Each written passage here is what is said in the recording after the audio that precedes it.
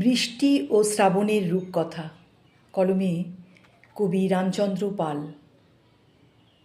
বৃষ্টি বলল, শ্রাবণ, তোমাকে চাই। শ্রাবণ বলল, কিছুক্ষণ নীরবতা। মেঘে মেঘে কালো দিগন্তে নীল শ্রাবণের রোশনাই। শুরু হয়ে গেল বৃষ্টি এবং শ্রাবণের রূপকথা। শ্রাবণ বলল,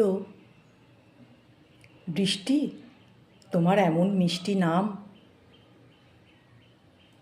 বৃষ্টি বলল, তোমার বুকের গভীর নিভৃতে, সেখানেই তো ছিলাম। শ্রাবণ বলল, খরা পোড়া দিনে পুড়েছি, আগুনে তোমাকে খুঁজেছি খুব। বৃষ্টি বলল, কবে কথা ছিল, এতদিন কেন আসোনি বলো তো।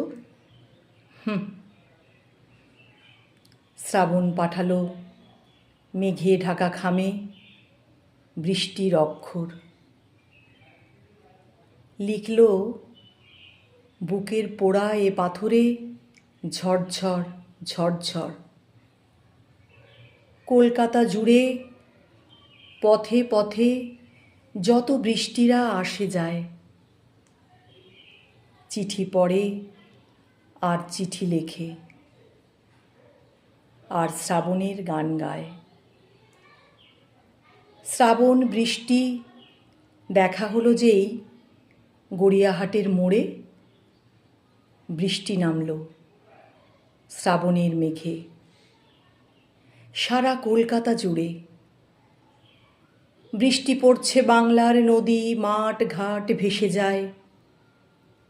শ্রাবণ বৃষ্টি, শ্রাবণ বৃষ্টি, শ্রাবণের গান গায়। বৃষ্টি পড়ছে পথে ও পাথরে, পদ্মপাতায় ঝিলে। বৃষ্টি পড়ছে কোচিনের ক্লাসে, কলেজে কলেজে, স্কুলে স্কুলে। বৃষ্টি পড়ছে শ্যামবাজারে, বৃষ্টিরা টালিগঞ্জে।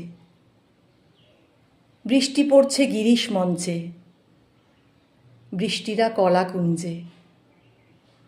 বৃষ্টি পড়ছে, বৃষ্টি পড়ছে, মেঘে আঁকা স্বরলিপি। বৃষ্টি পড়ছে, বৃষ্টি পড়ছে, শ্রাবণের লেখা চিঠি।